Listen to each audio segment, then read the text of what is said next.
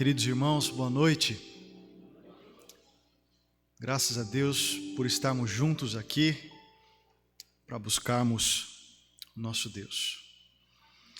E vamos abrir a palavra dele, meus irmãos, a Escritura, no Salmo de número 100.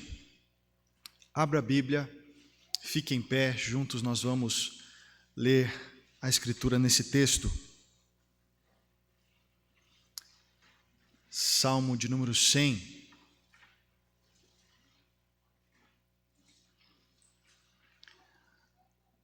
Nós vamos fazer, meus irmãos, uma leitura uníssona, todos juntos. Assim como pela manhã lemos, meditamos nesse salmo, agora nós vamos recordar do que ele diz, ouvindo do Senhor os chamados, as convocações, as ordens para a adoração, em cada um dos imperativos desse texto. Vamos ler todos a uma só voz, do começo ao fim, o Salmo de número 100. Leiamos. Celebrai com júbilo ao Senhor todas as terras, servi ao Senhor com alegria, apresentai-vos diante dele com cântico. Sabei que o Senhor é Deus, foi ele quem nos fez e dele somos. Somos o seu povo e rebanho do seu pastoreio. Entrai por suas portas com ações de graças e nos seus átrios com hinos de louvor. Rendei-lhe graças e bendizei-lhe o nome, porque o Senhor é bom, a sua misericórdia dura para sempre, e de geração em geração a sua fidelidade. Senhor nosso Deus, aqui há tantas ordens dadas a nós, que nós desejamos cumprir com toda a alegria do nosso coração, Senhor. Nós queremos celebrar o Teu nome, ó Pai, servir ao Senhor com alegria, nos apresentar diante do Senhor, diante da Tua presença, tomar conhecimento, saber através da Tua palavra quem Tu és, lembrar que o Senhor é dono de todas as coisas, lembrar que é o Senhor quem nos criou e nos sustenta, lembrar que somos Teus pelo sangue de Cristo que nos comprou. Lembrar, Senhor, que nós devemos entrar pelas portas da Tua casa com ações de graças, com cântico nos lábios, gratidão no coração. Lembrar, Senhor, que nós devemos render ao Senhor graças, bendizer-lhe o nome, ó Pai. Tudo isso porque Tu és bom, Senhor. Tu és o Deus de misericórdia infinita. Tu és o Deus de fidelidade sem fim. E diante de Ti, como povo Teu, nos dobramos nessa noite e com alegria cultuamos ao Senhor. Obedecemos ao Senhor e ao mesmo tempo cumprimos aquilo que dá maior prazer ao nosso coração, que é estar contigo, na Tua casa, na Tua presença, Senhor, como desejamos estar para todos sempre. E assim nós nos colocamos diante de Ti, pela obra, pelo nome, méritos, pela santidade, retidão, obediência, por tudo aquilo que já foi feito e está cumprido, consumado por Cristo Jesus na cruz, nosso Redentor. No nome de quem oramos e Te buscamos e Te adoramos com livre acesso, pela obra do Deus unigênito, nosso Redentor, Cristo Jesus. Amém. Vamos louvar a Deus, meus irmãos. Vamos levantar nossa voz em adoração ao Senhor nesse momento.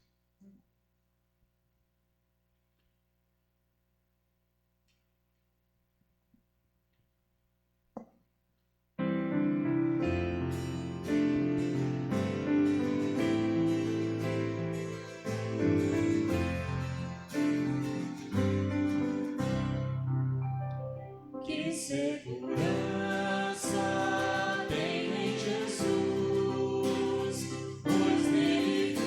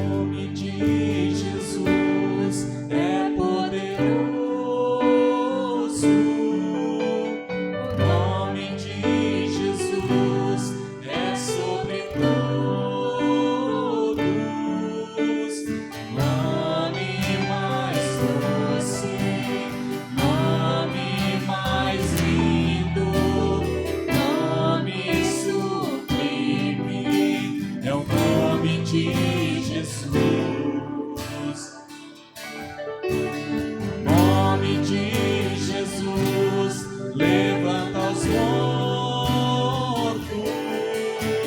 O nome de Jesus sara os feridos. Nome mais santo, nome mais puro, nome bendito, é o nome de Jesus.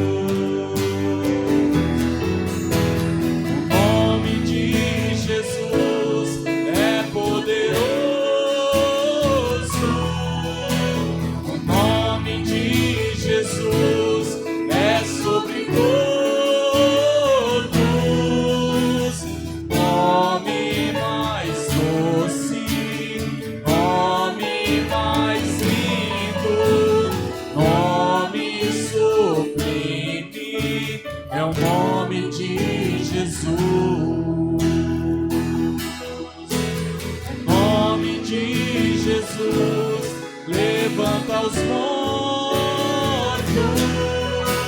o nome de Jesus sara os feridos, nome mais santo, nome mais puro, nome bendito, é o nome de Jesus.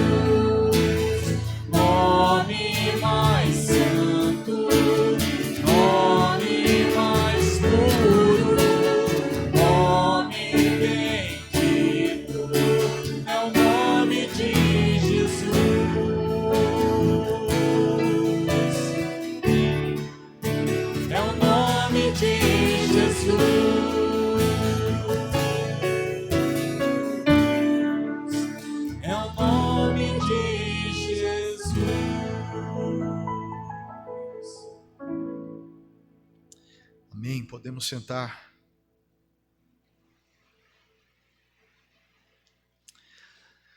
E assentados, meus irmãos, vamos abrir a Escritura agora em 2 Pedro, capítulo 3, versículo 9.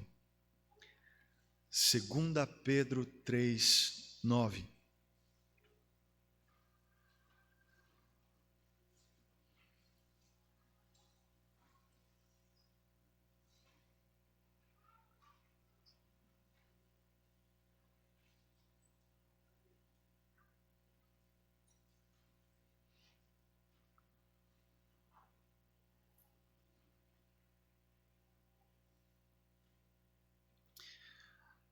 Segunda carta de Pedro às igrejas do Senhor Jesus, capítulo 3, versículo 9. Diz assim a palavra: Não retarda o Senhor a sua promessa, como alguns a julgam demorada. Pelo contrário, Ele é longânimo para convosco, não querendo que nenhum pereça, senão que todos cheguem ao arrependimento. O apóstolo Pedro, meus irmãos, fala que, embora para alguns a promessa da salvação, a promessa da consumação de todas as coisas em Cristo Jesus pudesse parecer demorada, ela estava acontecendo justamente no curso do tempo que Deus havia, desde a fundação do mundo, definido, mas que o Senhor, na sua infinita bondade e misericórdia, sim, esperava que aqueles a quem Pedro estava endereçando as suas palavras fossem salvos, porque assim chegariam ao arrependimento. Veja, meu irmão e minha irmã, como a palavra de Deus conecta a salvação ao arrependimento, como ela contrasta perdição e arrependimento, como ela coloca o arrependimento de vida como um elemento essencial na vida do servo de Deus que deseja receber a consumação da promessa de salvação. Um arrependimento do coração como aquele dado pelo Senhor, aquele que reconhece a miséria humana, aquele que pede por convicção de pecado, aquele que sabe que o nosso Deus é um Deus santo, aquele que sabe que o homem é decaído, e aquele que sabe que diante da grandeza de Cristo, da sua retidão e santidade, nós devemos olhar para dentro de nós, olhar para quem nós somos, olhar com sinceridade para nós, pecadores, e saber que o Senhor deseja de nós verdadeiro arrependimento. Não que Ele seja a condição de nossa salvação, mas Ele é uma evidência clara daqueles que a receberam, daqueles que receberam essa salvação. O Senhor então identifica o seu povo que aguarda pela promessa de salvação como um povo que chega ao arrependimento. E essa deve ser a nossa tarefa nesse momento, meus irmãos. Chegar ao Senhor em arrependimento, com coração que reconhece que nunca é demais para nós orar confessando ao Senhor os nossos pecados, confessando ao Senhor a nossa limitação, a nossa fraqueza, a nossa luta que muitas vezes infringe sobre nós derrota. Confessar nosso coração que ainda precisa ser transformado. Vamos fazer isso nesse momento, meus irmãos, como um ato de culto, um ato de serviço ao Senhor, colocando nossas vidas diante do nosso Deus, em oração particular a Ele. Ore pela sua vida, ore pela sua santidade, ore para que você tenha clara consciência de quem é diante de Deus, um pecador. Ore para que o Senhor assim revele, manifeste e faça renovada a sua graça e misericórdia sobre a sua vida, sobre as nossas vidas. Vamos orar por alguns instantes, particularmente a respeito disso.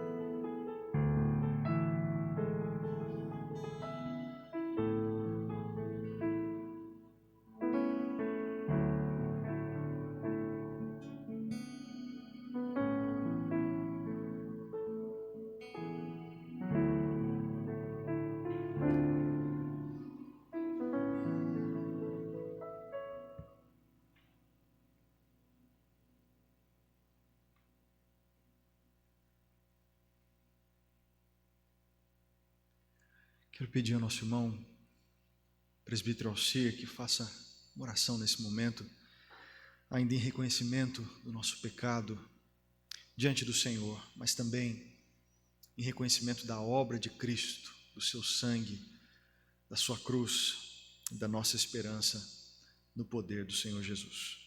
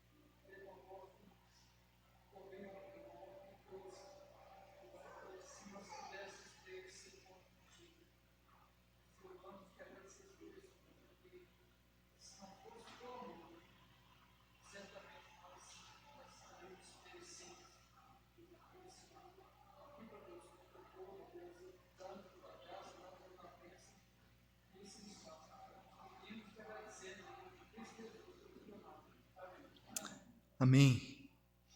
Meus irmãos, vamos ficar em pé novamente. Nós vamos cantar ao Senhor em resposta a esse momento, confiando no poder do nosso Redentor, no seu sangue, na sua cruz, na sua obra, na salvação que vem do Senhor Jesus. Esse é um momento também para nós ofertarmos ao Senhor e sustentarmos essa obra.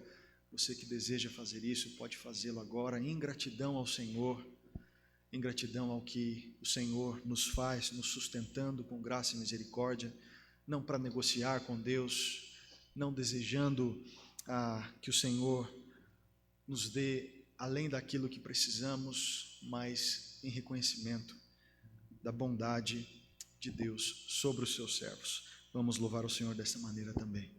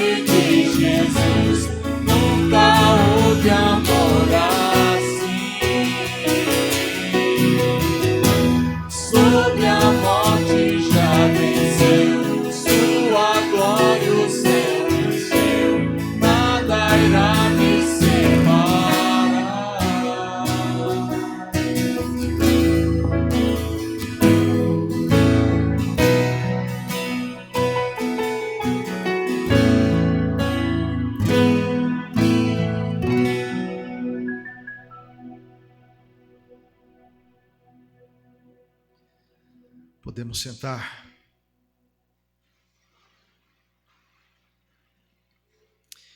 Quero pedir ao nosso irmão, presbítero João Paulo, que ore em gratidão a Deus pelo sustento de todo o seu povo e também da sua obra.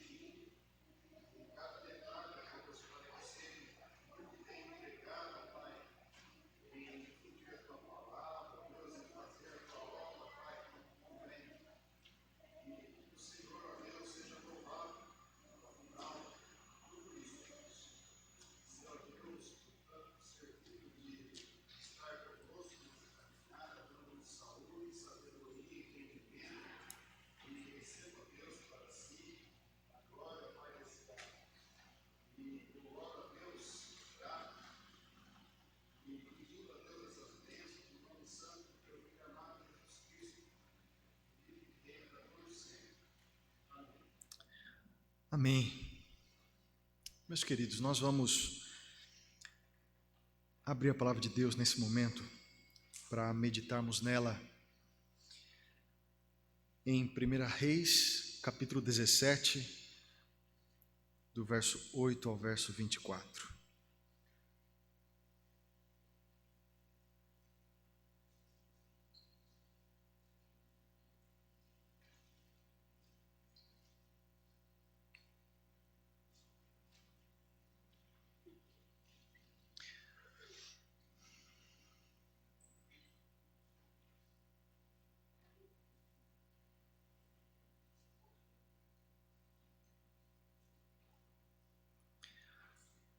Primeira Reis 17, do 8 ao 24.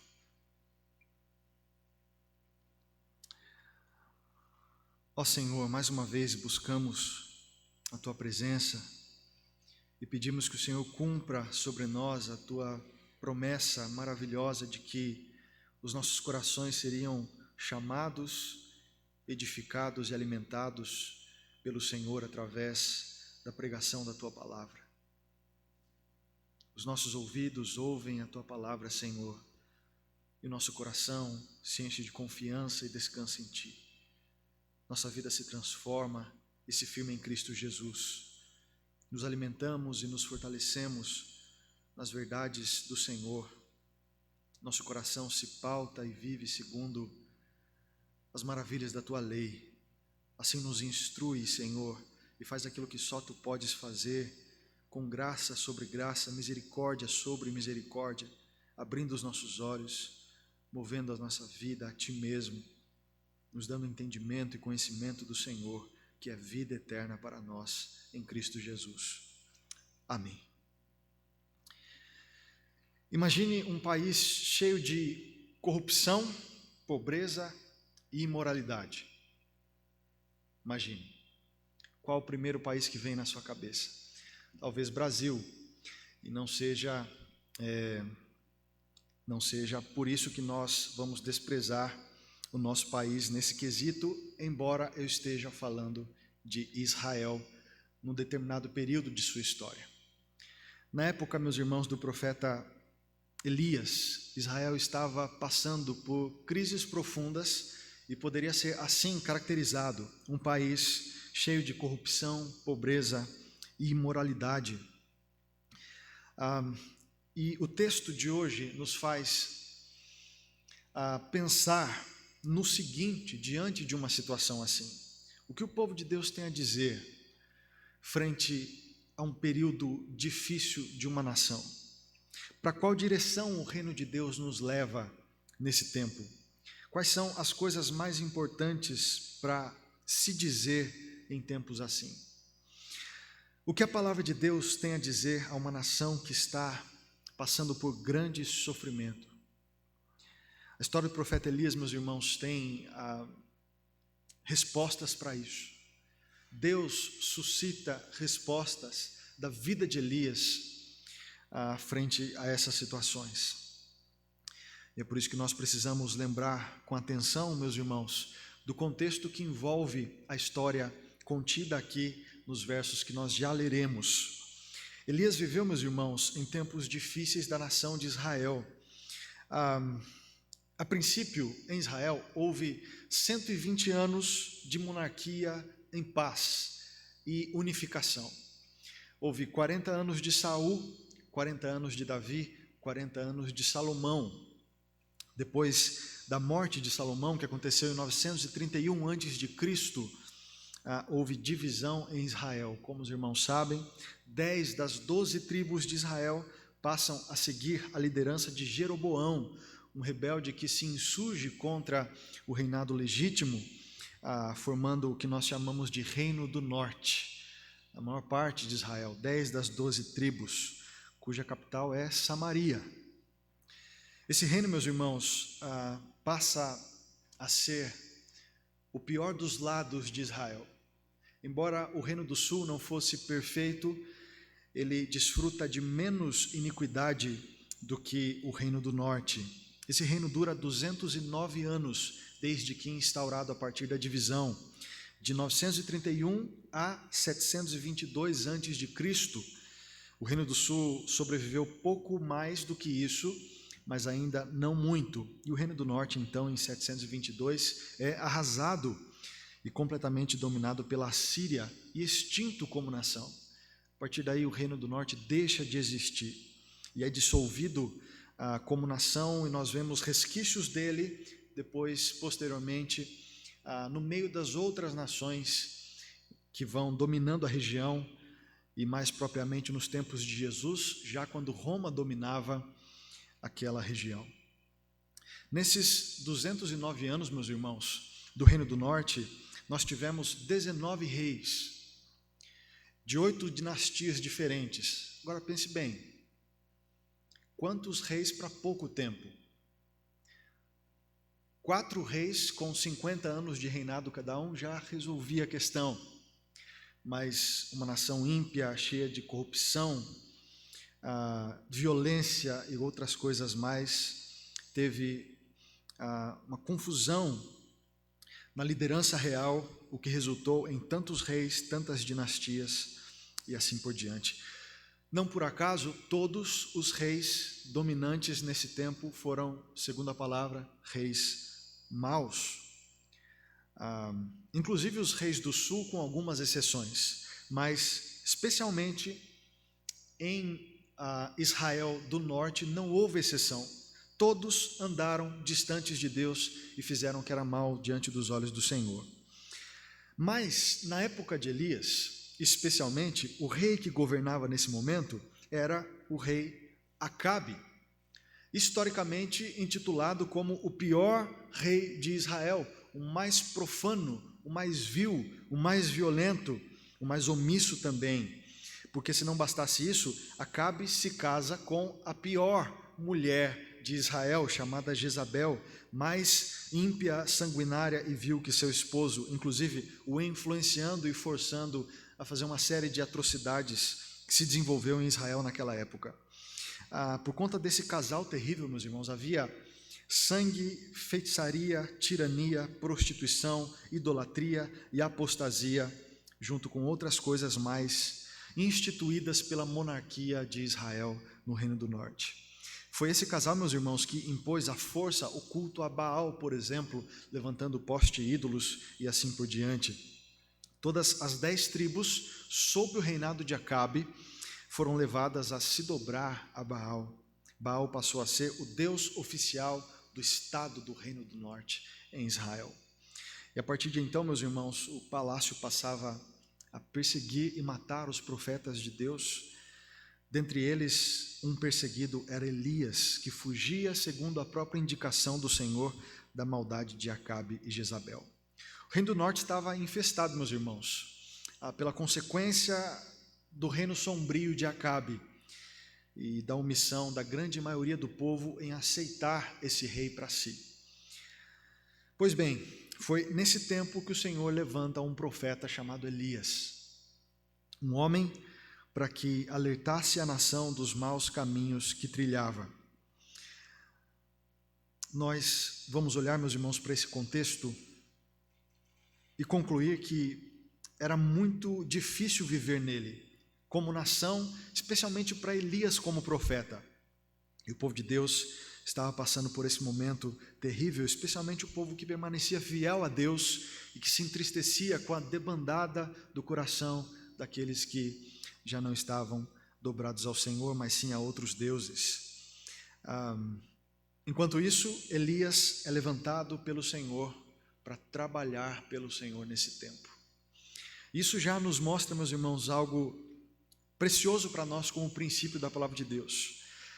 Não importa o quão terrível seja a situação que nós enfrentamos num contexto maior, como nação, talvez como a que estamos enfrentando atualmente, os servos de Deus jamais perdem a esperança e deixam de servir ao Senhor. Não importa o quão perseguidos são os servos de Deus, como Elias naquela época, ou como são alguns servos de Deus, mundo afora, espalhados em países hostis ao Evangelho e que perseguem duramente os fiéis a Cristo Jesus. Eles não perdem a esperança e continuam servindo ao Senhor. Elias foi desenvolvendo aos poucos o seu ministério nesse contexto, o pior deles. O contexto não o impediu de fazer aquilo que era devido nas suas mãos. Então, além de Elias se levantar como profeta contra os ímpios de Israel, era parte importante do trabalho do profeta, ele também se levanta para chamar os que permaneciam fiéis a manter a força e a esperança no Senhor em meio aos tempos difíceis. Tempos difíceis não são e nunca foram desculpas para o serviço do povo de Deus. Pelo contrário, parece que em tempos difíceis o povo de Deus recobrava a força e o servia com ainda mais empenho, renovando a esperança no Senhor. O tema geral, meus irmãos, desse texto pode ser definido nas seguintes palavras: a provisão terrena e a provisão eterna do nosso Deus em tempos de dificuldade. Do verso 8 a 16, nós somos levados a entender que a nossa confiança deve permanecer no Senhor em tempos difíceis, especialmente quanto à provisão terrena que vem das mãos do Senhor. Em outras palavras, o texto nos ensina a confiar que a provisão terrena virá das mãos do Senhor, mesmo em tempos de escassez. A partir do verso 8 até o verso 16, o texto nos diz assim: Então lhe veio a palavra do Senhor dizendo: Dispõe-te, vai a Sarepta, que pertence a Sidom, e demora-te ali, onde ordenei a uma mulher viúva que te dê comida. Então ele se levantou e foi a Sarepta. Chegando à porta da cidade, estava ali uma mulher viúva apanhando lenha. Ele a chamou e lhe disse: Traze-me, peço-te, uma vasilha de água para eu beber. Indo ela a buscá-la, ele a chamou e lhe disse: Traze-me também um bocado de pão na tua mão. Porém ela respondeu: Tão certo como vive o Senhor, teu Deus, nada tenho cozido. Há somente um punhado de farinha numa panela e um pouco de azeite numa botija. E vês aqui, apanhei 2 cavacos e vou preparar esse resto de comida para mim e para o meu filho. Comê-lo-emos e morreremos. Elias lhe disse: Não temas, vai e faze o que disseste, mas primeiro faze dele para mim um bolo pequeno e traze-mo aqui fora. Depois farás para ti mesmo e para teu filho. Porque assim diz o Senhor, Deus de Israel: a farinha da tua panela não se acabará, e o azeite da tua botija não faltará, até ao dia em que o Senhor fizer chover sobre a terra. Foi ela e fez segundo a palavra de Elias. Assim comeram ele, ela e a sua casa muitos dias.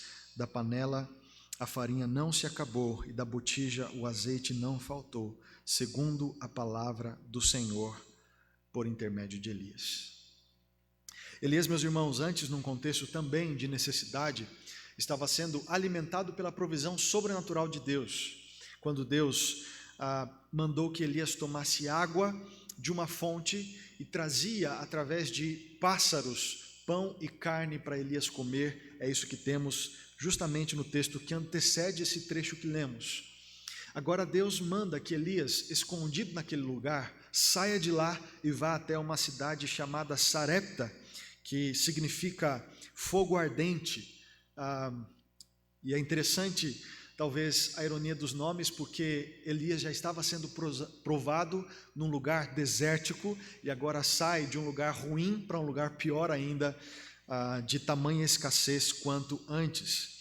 E quando Elias se depara com a missão que Deus tinha dado a ele, vendo que se relacionava com uma viúva, Elias talvez tenha pensado a princípio: bom, aqui eu tenho um ministério para desenvolver, alguma coisa para fazer. Deus vai me levar até essa mulher viúva e eu vou trabalhar, fazer alguma coisa, sustentá-la, ajudá-la nesse tempo. A viuvez, meus irmãos, na época era sinônimo de miséria. Numa época em que o trabalho era basicamente masculino, especialmente o trabalho fora de casa, braçal, que demandava muito esforço, normalmente as mulheres estavam atreladas ao trabalho de casa, lidando com aquilo que recebiam das mãos do marido, o alimento que recebiam das mãos do marido.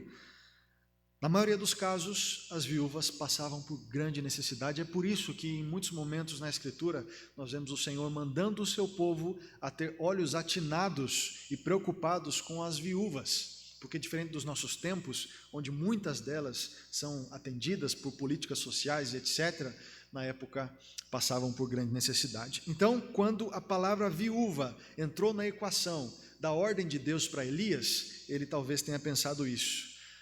Se surpreendeu, no entanto, quando a ordem era para que ele fosse sustentado, alimentado por uma viúva numa cidade em escassez. Uma viúva iria sustentar Elias.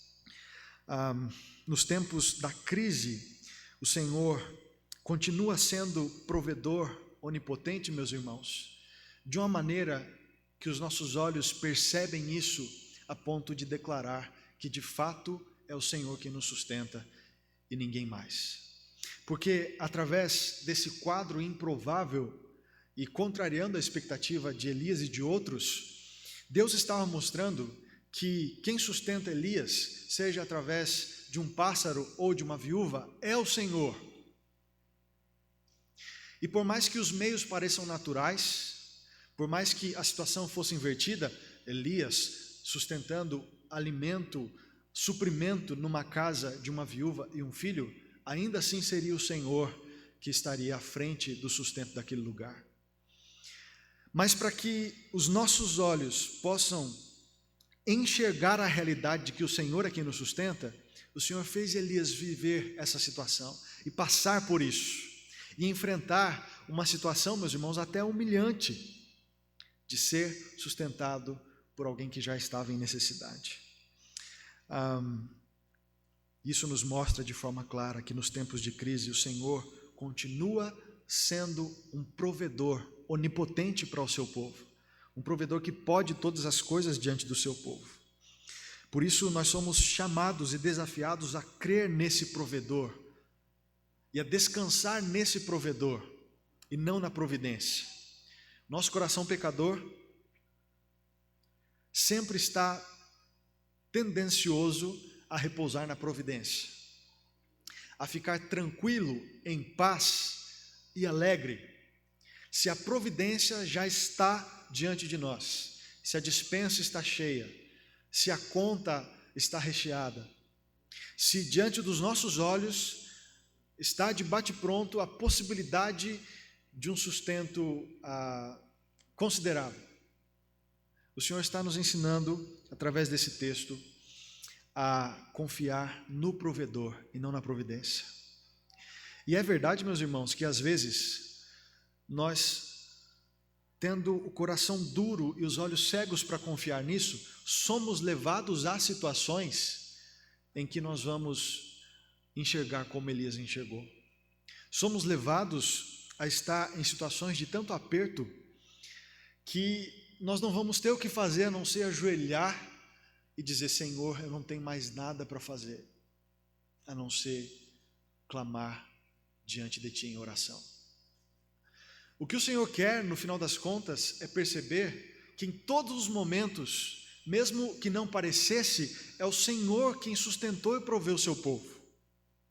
Até quando a ordem natural das coisas estava em vigor, quando havia trabalho, quando talvez o mais rico ajudava o mais necessitado e assim por diante, mas às vezes é só a situação adversa que faz com que os nossos olhos passem a perceber que é o Senhor sempre quem nos sustenta.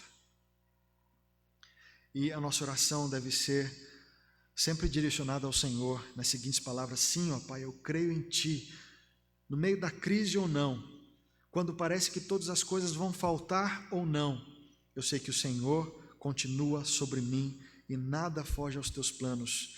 Tu és o Deus de todo o poder e que sustenta o Teu povo. Lembre do Salmo 127, que nos ensina que você pode acordar de madrugada, trabalhar o dia inteiro e dormir tarde, e isso ser em vão. E você comer o pouco que lhe é dado penosamente, e ter falta de sono e falta de paz por tudo isso. Lembre ao mesmo tempo que quando esse trabalho é feito debaixo da bênção, graça e provisão do Senhor, você pode dormir em paz, que até quando faz isso, o Senhor te dá o descanso e te dá o sustento. Lembre de situações como a de Ruth, que saiu da terra de Moabe diante de morte e de escassez, e chega numa outra terra em que faltava pão, em que havia também escassez, mas ela arregaça as mangas e vai trabalhar coletando do chão de um campo trigo e cevada.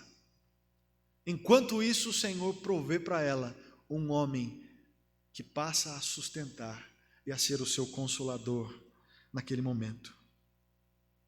Às vezes é só em momentos assim, meus irmãos, que nós aprendemos que é o Senhor quem nos sustenta. Eu gostaria de todo o meu coração que eu e você aprendêssemos isso antes de passar por provas difíceis nessa área, mas nosso coração é endurecido, meus irmãos. Às vezes a nossa cerviz é dura, como diz Provérbios.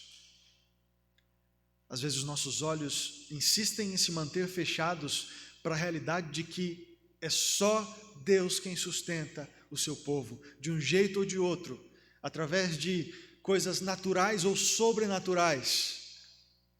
É sempre Deus a fonte do nosso sustento.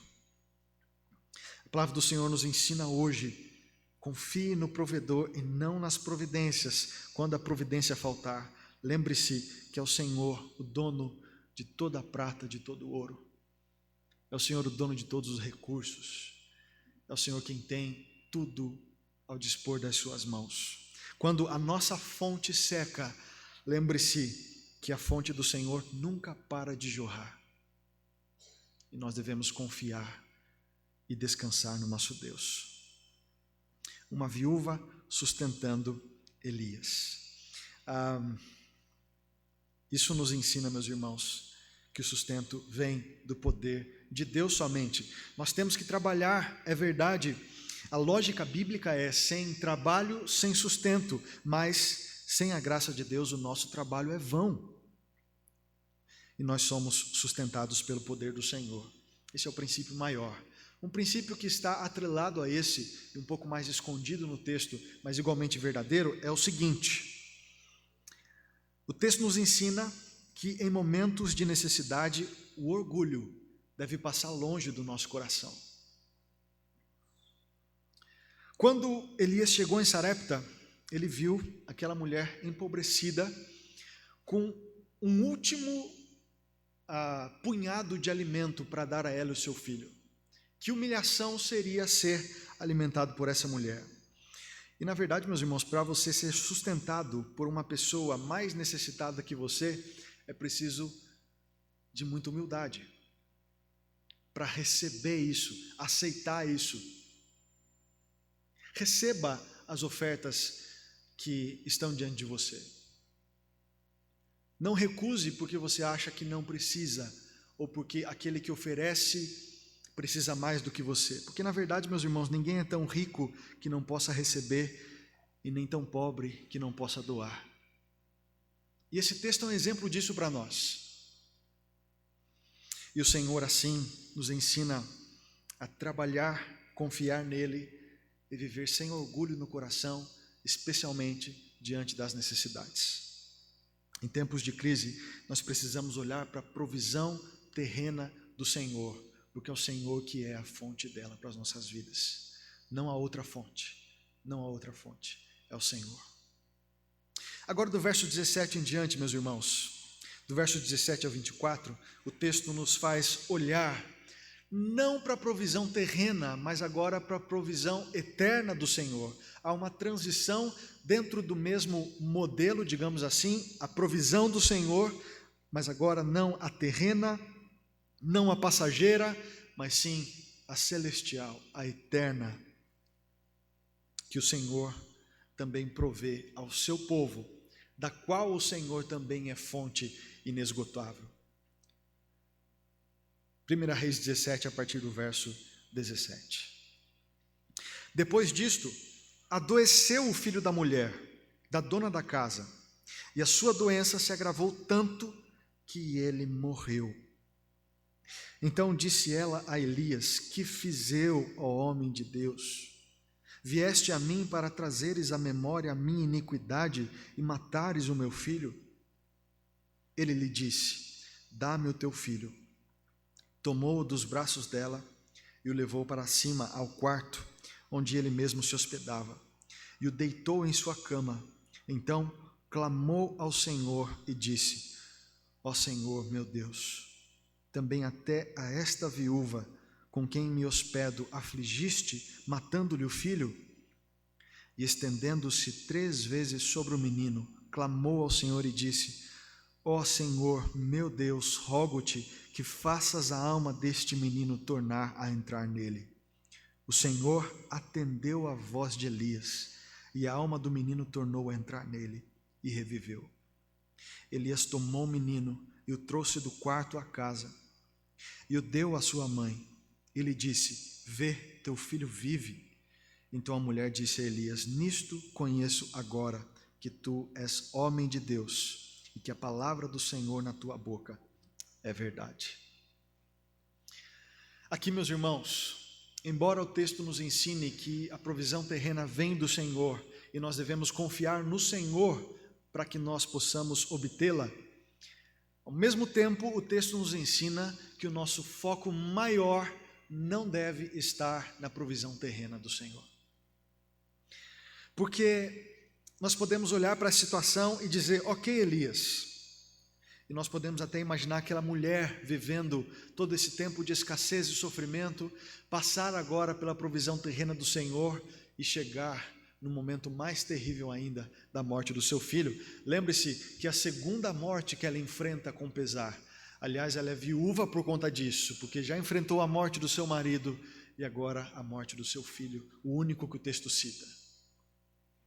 E essa mulher podia dizer: ok, Elias, se a minha vida for maravilhosa aos olhos dos homens, se eu tiver sempre paz no coração, sorriso nos lábios, prazer nos meus dias, alimento para que eu coma, se os meus bens forem em abundância e as pessoas ao meu redor forem boas para mim, se aqueles a quem eu amo puderem estar perto, se o meu saco de farinha puder estar sempre cheio, se a minha botija de azeite sempre abastecida, se a minha vida for sempre repleta de tudo quanto o homem sempre desejou, e ainda assim chegar o dia em que tudo isso acabar por conta da morte, qual o valor dessas coisas, Elias?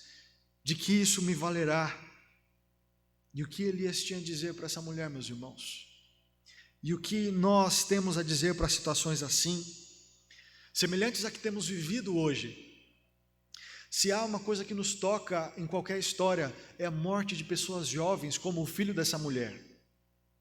Assim como nós temos visto nos dias de hoje, pessoas jovens passando tão rapidamente por conta da doença presente. E isso faz com que as pessoas pensem, meus irmãos, no valor de tudo que se vive, quando não há vida mais para experimentar todas essas coisas.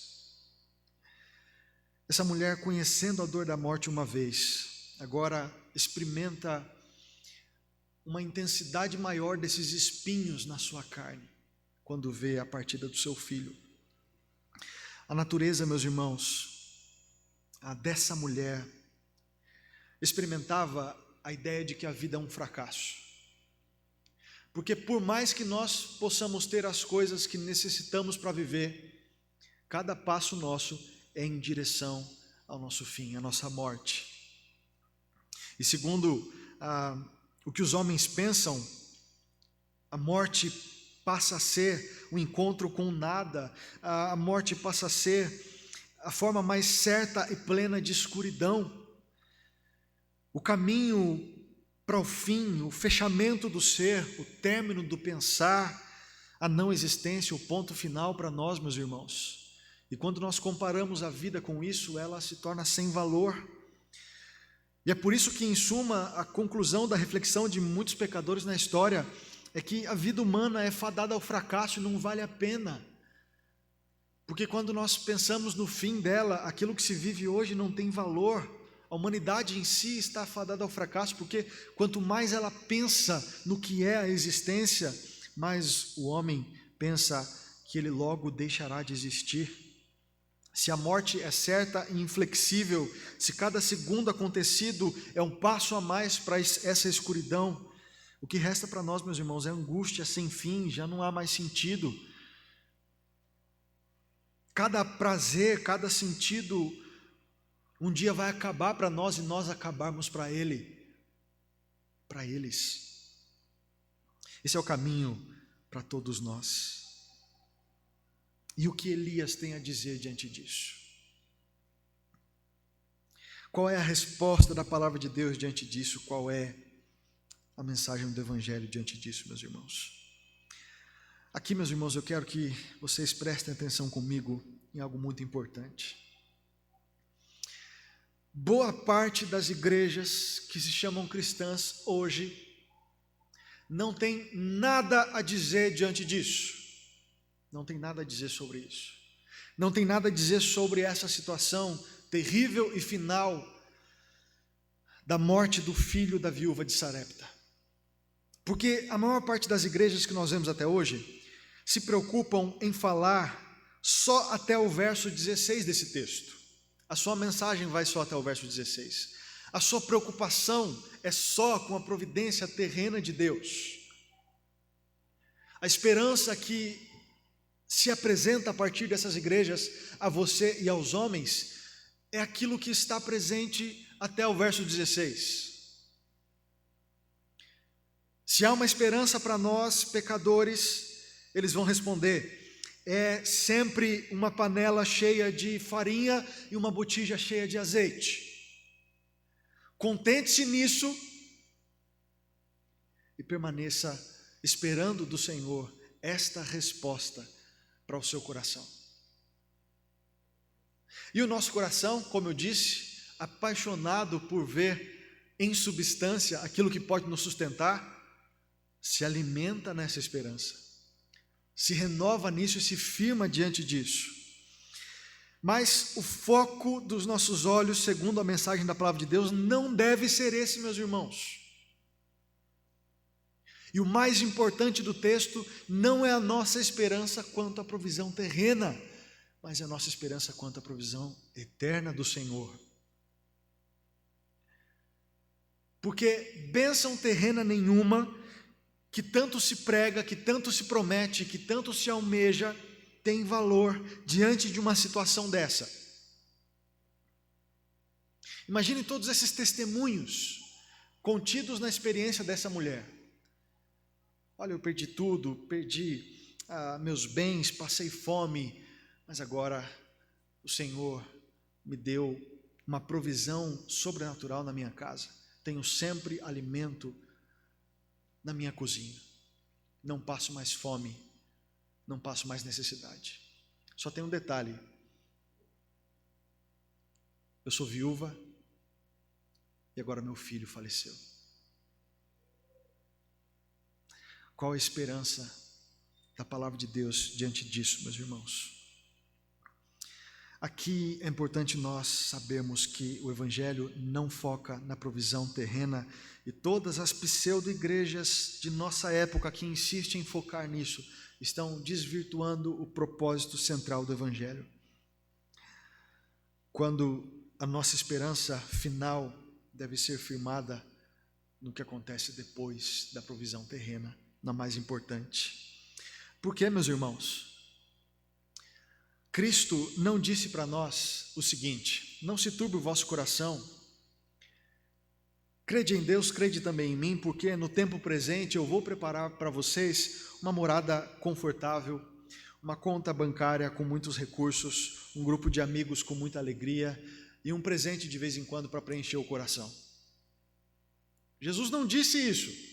Em nenhum momento essa foi a esperança que Jesus usou para alimentar os seus discípulos. Embora seja sempre essa esperança que igrejas e mais igrejas usam para alimentar os seus discípulos. O que esse texto nos apresenta, nos levando à consciência de Cristo e ao centro do Evangelho, é a ressurreição de Cristo como nossa esperança. Esperança contra a morte, esperança de termos a nossa ressurreição no dia final. A única verdadeira esperança diante daquilo que é inevitável para todos nós, a morte. Esperança de que a luta é verdadeira, intensa, árdua, mas que há vitória certa para aqueles que estão em Cristo Jesus, porque no poder da sua ressurreição, Ele pode ressuscitar tanto os do passado quanto os do presente, especialmente no dia final. Para o crente, meus irmãos, a morte não tem a última palavra. A morte se rendeu ao poder de Cristo.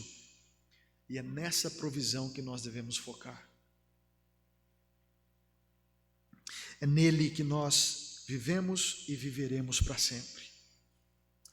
Portanto, meus irmãos, a nossa vida não se conforta na esperança terrena somente.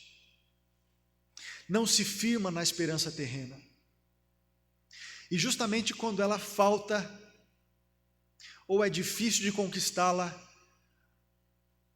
nós devemos olhar para essa história e saber que a esperança que Deus tem para nós, a partir da provisão que Deus nos oferece em abundância, é a provisão eterna, é a esperança eterna em Cristo Jesus.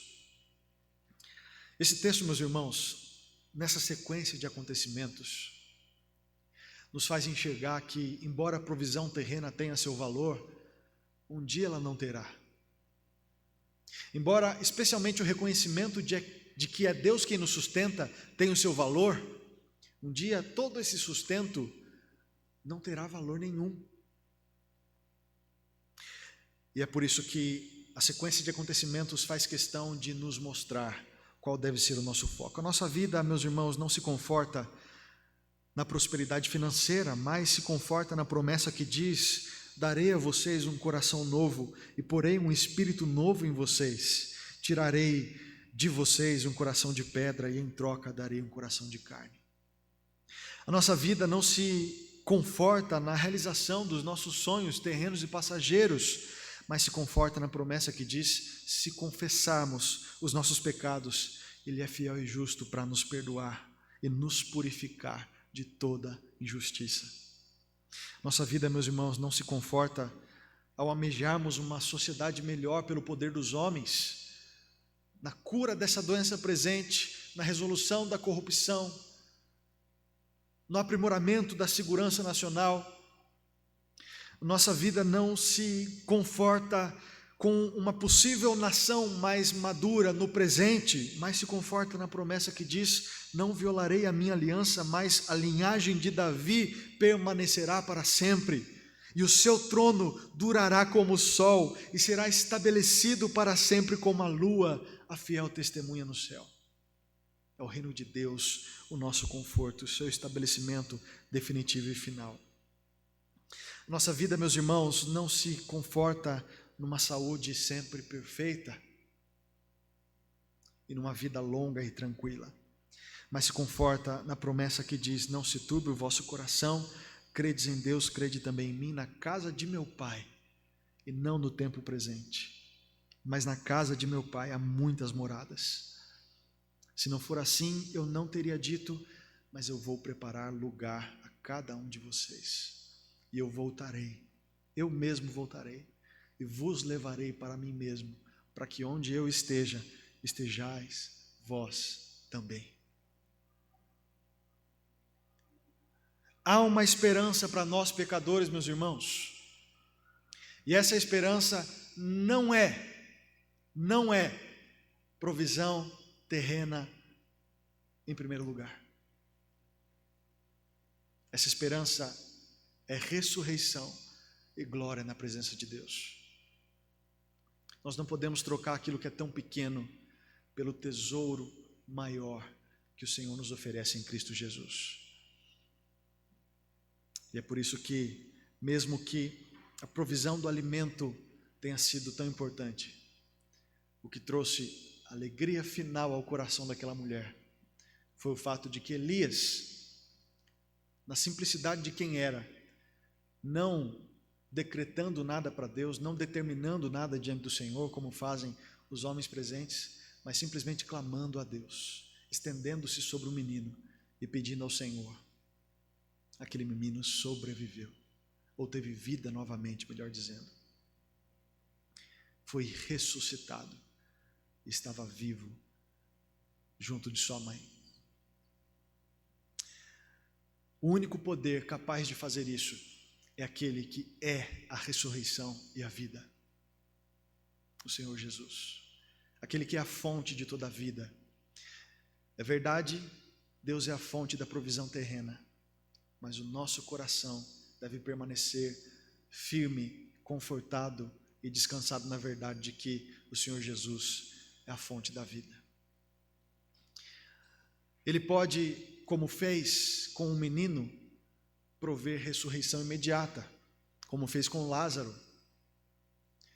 A irmã de Lázaro, confusa, quando o Senhor Jesus disse que Lázaro viveria, disse: eu sei, Senhor, eu conheço a palavra, ele vai ressurgir no dia final. Mas Jesus responde: minha irmã, eu não serei a ressurreição e a vida, eu sou a ressurreição e a vida. E no momento da sua ordem, Lázaro voltou à vida, assim como nesse momento. Embora para a maior parte de nós, esse momento está reservado para o dia final, nosso conforto é saber que o nosso Deus é a fonte de toda a vida. E é nessa provisão que descansa o coração dos servos de Deus. Provisão terrena e provisão eterna. Nosso Deus é a fonte de ambas. Nosso Deus é quem provê para nós o sustento necessário. Mas mais do que a água que bebemos, o pão que comemos e até o ar que respiramos, nós precisamos da provisão eterna de Deus, que se encontra na pessoa de Cristo Jesus, nosso Redentor. Que o nosso coração permaneça nela. Santo Deus, nosso Senhor, diante de Ti, colocamos nossa vida, ó Pai, colocamos nosso coração. Numa época confusa, difícil, em que o Teu Evangelho é sempre distorcido. E diante da morte, diante desta tristeza terrível. Esses homens da prosperidade, Senhor, nada têm a dizer. E é por isso que nós voltamos à Tua palavra, onde a Tua verdadeira esperança é apresentada. Por isso que nós nos voltamos, Senhor, ao Teu Evangelho, onde vida eterna e glória é oferecida a nós na pessoa de Cristo Jesus. Santo Deus, ensina aos nossos corações a não confiar na providência, mas em Ti, ó Pai, o provedor. E acima de tudo, a confiar em Ti como provedor da ressurreição e vida eterna em Cristo Jesus, nosso Senhor. Por isso, ó Pai, nós rendemos a Ti a nossa vida, nossa confiança, nosso coração, e descansamos em Ti mesmo nos momentos mais difíceis, como enfrentava Elias, diante de corrupção, iniquidade.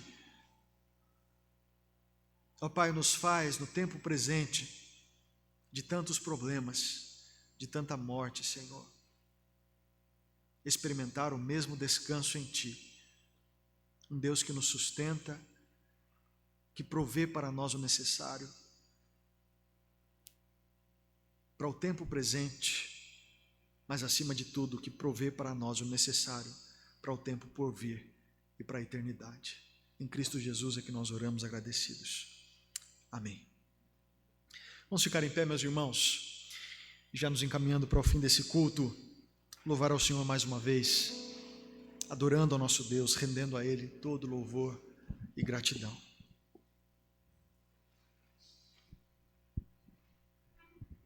Pra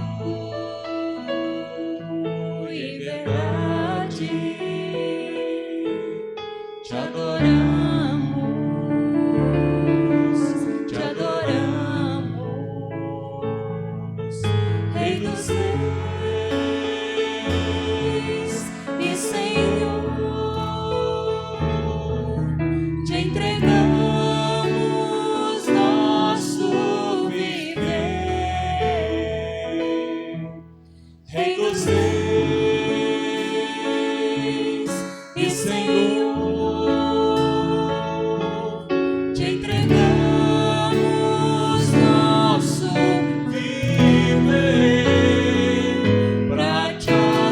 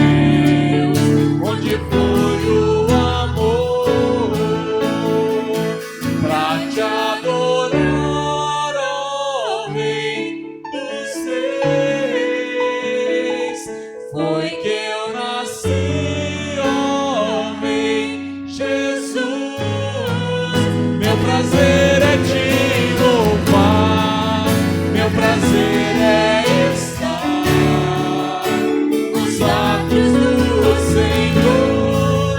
Meu prazer é viver na casa de Deus, onde flui o amor,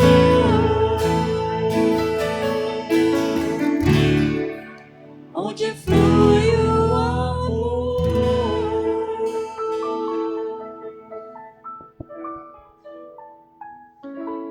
Abençoa, Senhor, e conduz o teu povo, ó Pai, em mais uma semana de vida.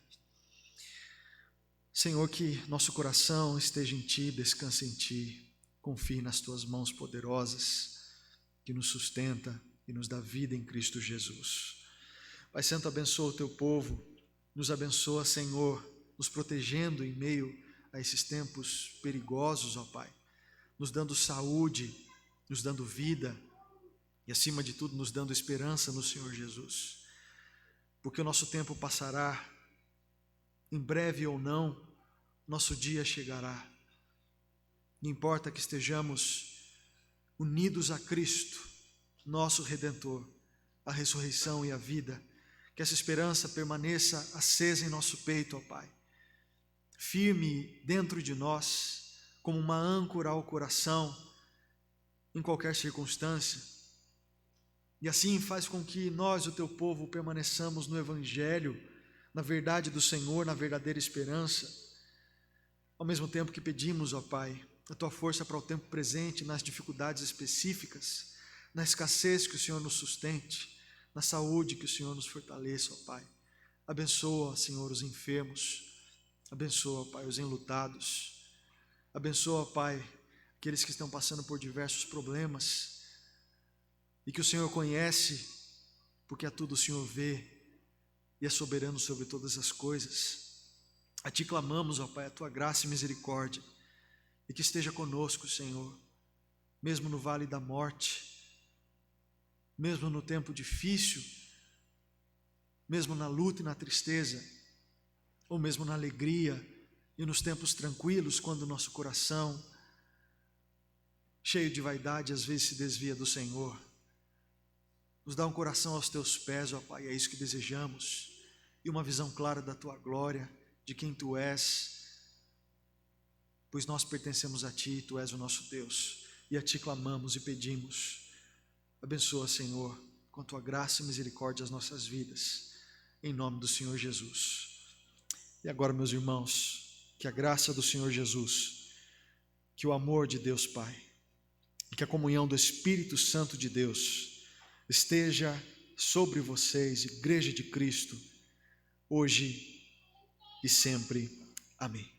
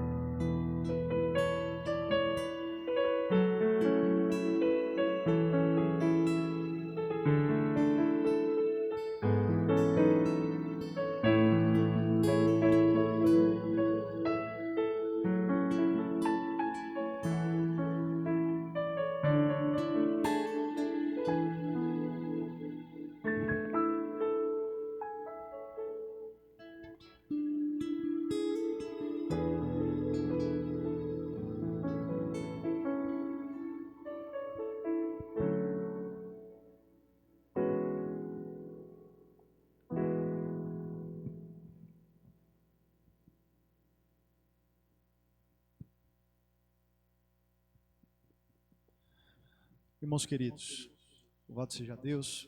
mais esse culto que prestamos ao Senhor. E o nosso desejo é que você continue conosco, não só aos domingos, de manhã, às 9h30 da manhã na escola dominical, e à noite, às 19 horas, mas também durante a semana. Temos reunião de oração na terça-feira, às 19 horas, Despertar com Deus. Na quarta-feira, às 7h30 da manhã, estudo bíblico. Na quinta-feira, às 19 horas também. Esteja conosco buscando a Deus durante a semana, buscando ao Senhor nos nossos grupos de oração, de estudo, como é muito oportuno que façamos. Eu quero agradecer a Deus pelos nossos visitantes, quero louvar a Deus pela vida de cada um dos irmãos. Eu me esqueci, mas pela manhã, me esqueci de agradecer a Deus aqui com os irmãos presentes, pela vida da Sueli, a Sueli, irmã da Jaci, que teve a Covid, passou um tempo no hospital, de manhã estava aqui conosco, né, Ju? Como eu fiquei feliz de vê-la, ela que enfrenta problemas de saúde, passou um tempo grande no hospital, mas um tempo em que ela testemunhou do Senhor lá, né? E as enfermeiras contaram isso depois para a família. Mesmo sem enxergar, mesmo tão debilitada, esteve louvando ao Senhor lá no hospital. E eu vi ela aqui hoje de manhã, mas esqueci de agradecer a Deus junto com os irmãos pela vida dela. Mas transmita lá, Ju, depois, por favor. Gratidão pela vida da Sueli. Gratidão também a todos os irmãos.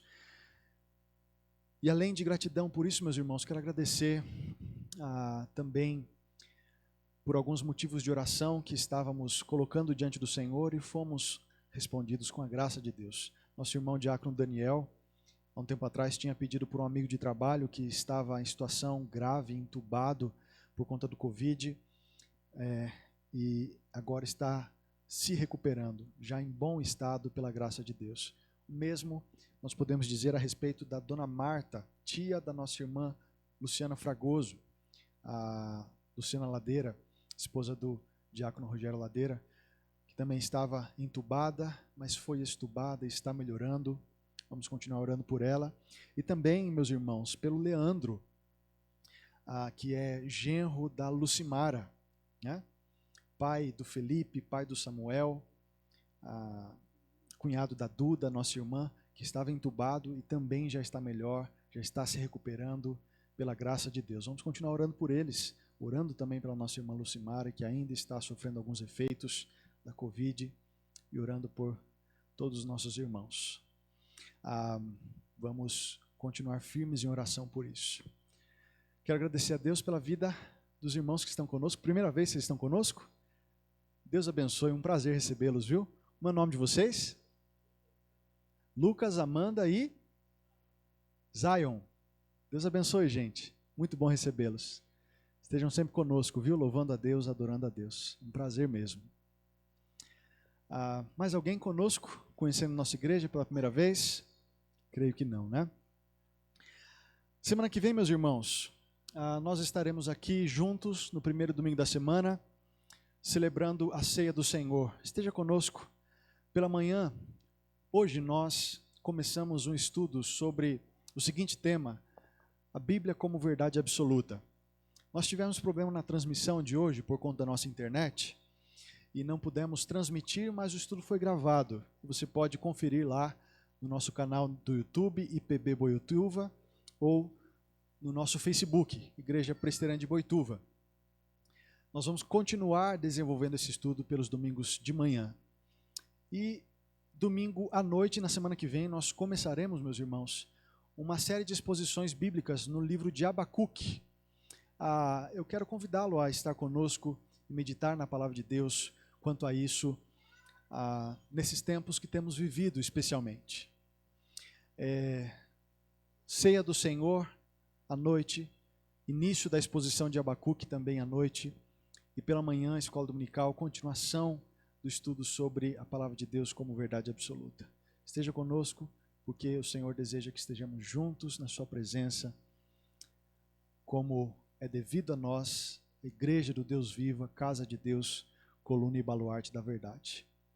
Deus abençoe, tenha uma semana abençoada, na proteção e graça de Deus.